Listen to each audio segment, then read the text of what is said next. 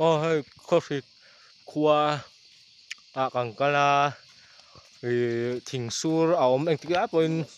ruộng sura thỉnh cung ở trong hiên ruộng túi hàng hiên lá đang ăn tiêu chu chu cần rong cần là mù mấy đâu nãy thì district có thể qua nãy nãy thì trong kem sầm thum bát thum vào nãy và trong cái hay lại về là hiên thỉnh cung thỉnh sur ăn tìm mấy chu chu thì anh tiếc áp bên đi sạt lại phải chuyên ruộng tắc tắc như sur của huân thì chu chu cần rong mà xe túi cần mua khúc lại khuôn công bùi thăng là mà khuôn anh đi cà phê phòng phát hành bên thì chu chu cần dự anh xin lốc do nó công bùi thăng là mà khuôn thì có qua cần đi lậu nó mà vàng cái nòng này tắc cái cần lâu có khi cần chuyển trên lâu ông bốc xí lâu suy cần tu mà chu cần rong được lấp anh đi chu không thăng là mà khuôn cần anh xin năng không cú lại khuôn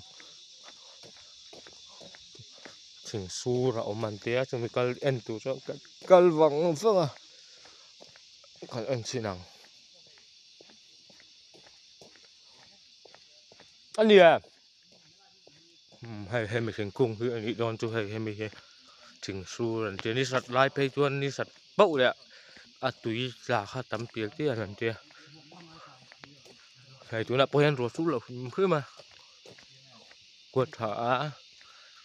anh xin đón này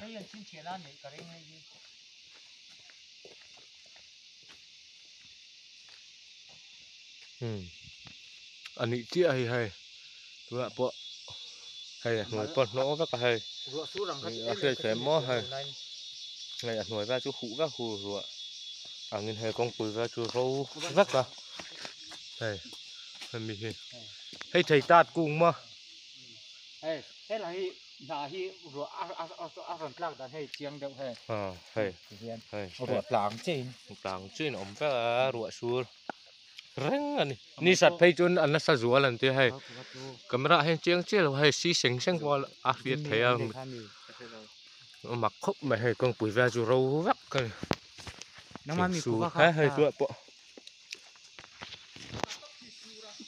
mặc khóc mà mặc khóc mà ăn bang ấy tắc tắc ăn cho nó là lâu nay tiểu có bữa có sự qua thì lại còn ruộng suối ăn khăn ổn mà ni sạt bâu lẹ nó sạt tầm nó sa ăn ngồi vẽ bao hũ đúc và hay này nói được tuần hay ngồi vẽ bộ hay ruộng suối lá rừng ăn khăn hay ăn sập bông bùi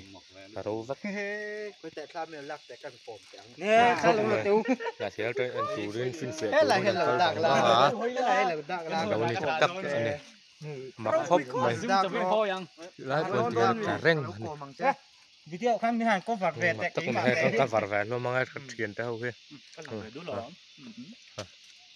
hay dù hay mình chỉnh cung ai nó mấy thế